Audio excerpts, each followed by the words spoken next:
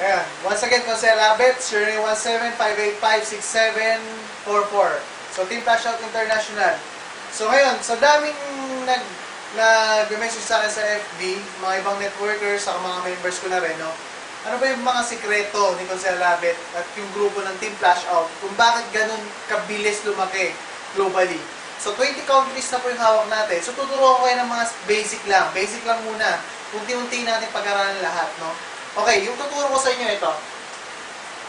Ano ba yung mga tips paano ma-explode yung business mo worldwide? So, anong gagawin? Pag new members ka, simple lang. Pag new members ka, kailangan understand mo yung business. So, pag-aralan mo siya. So, sabi nga natin, kung gusto mo maging doktor, mag-aral ka ng medisina. Okay? Hindi sapat na basahin mo lang yung libro, doktor ka na. At hindi rin na nakita mo na nag-o-opera yung doktor, kaya mo na rin mag-opera. Hindi naman ganoon. So, kailangan pag-aralan mo siya. Kahit sa ang business, kailangan pag-aaralan. Kahit sa traditional business, pinag-aaralan yan.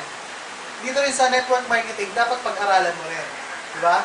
So, para sabi nga nila, paano sasali sa yung mga tao kung ikaw mismo, hindi mo alam inaalok mo?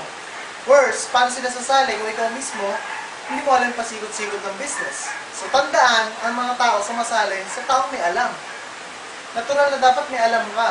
Nag-aalok ka ng isang produkto, ng isang negosyo, hindi mo naman alam. Natural, wala sasali sa'yo. So, nahihirapan yung mga bago. Bakit? Sila, focus agad sila. Pagka-join nila, gusto agad nilang yumaman. Ang focus nila, gusto nila agad magkaroon ng malaking grupo. Which is, napaka-imposible kung mag-uumpisa ka pa lang. So, dapat ano ba? So, first step, di ba, nung bata ka, mag-aaral ka muna. So, ganun. Pag-aralan mo yung negosyo, bago ka dumating sa pagpapalaki ng grupo. Kasi kung gusto mong palaki yung grupo mo, di mo naman alam kung paano. So, aralin mo. Kaya minsan, yung iba nahihirapan. Sabi nila, ba't ganun ang hirap? Kunti pa lang members ko. Kasi nga, nakafocus ka dun sa pagpapalaki ng members na hindi naman dapat. Dapat mag-focus ka dun sa pag-aaral mo ng AIM Global. Yung mga pasikot-sikot ng business, okay? So, sabi nga nila, big income depends on how much you learn.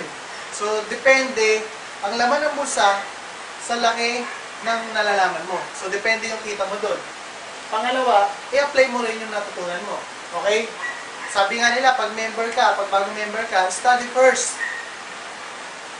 Study first, earn big later. So, yun. So, pagtanim muna, mag-aral, bago kita na malaki. Okay. Never quit, no matter what happen. Kasi pag bago member ka, excited ka, yayaman ka na, naglabas ka ng 780, so kala mo, ganun lang. So pag na-discourage ka, nahihirapan ka, magkukwit ka na lang, di ba? So, dapat, kahit anong mangyari, never quit. Katulad ko, 10 times ako muntik mag-quit. Kung nag-quit ako dati, di sana wala akong ganitong kalaking grupo. So, tandaan nyo, never quit, never quit. Okay, sabi nga nila, motto ng grupo namin, winners never quit, quitters never win. So, pangalawa, so member, tapos naging leader ka na. So, leaders. Ang sekreto ng pagiging leader, leverage yourself. So, kailangan natuturuan mo na motivate, teach, support, monitor your leaders and members. So, kailangan ma-monitor mo sila palagi. Kailangan mo silang ma-motivate palagi. Supportahan mo sila kung anong mga kailangan nila. Kung anong kailangan na tulong na may bibigay mo, tulungan mo. Pero, huwag mong babyhin. So, ibig sabihin, give them what they deserve. Okay? Hindi naman sinabi na ibigay mo lahat. Okay? So, yan. Protect your rank, show your power. So, kailangan pagiging isang elite na leader, kailangan pakita mo sa mga nasakupan mo yung lakas mo, yung powerful ka. Sabi nga nila, para ma-empower mo yung iba, kailangan ikaw powerful ka. So, pakita mo yung lakas mo. So, stand up, be a leader. Okay? Pangatlo, network builders o yung mga tinatawag na elite leaders. So, yun yung mga elite leaders na meron na rin mga members at meron na rin mga leaders na kanya-kanya. So, ang focus niya ngayon, magpalaki internationally, worldwide. Expand your business nationwide. So, yun yung unang goal mo. Expand mo yung business mo, hindi lang dito, taga Valenzuela ka. So, kailangan meron ka rin sa Cavite, sa Mindanao, sa iba yung lugar. Okay? So, expand your business international. So, kailangan din na-expand mo siya sa buong mundo. Okay? Paano gagawin yan? Marami akong training.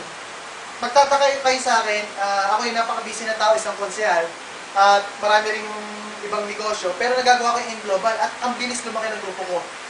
Isa sa mga techniques ko ay yung online marketing, okay? Yan ay tinuturo ko sa mga members ko. Marami akong members na kumikita ng malaki dahil tinuturo ko sa kanila lahat ng mga sikreto, step by step. So yan. So susunod, tuturo ko sa inyo yan. Okay?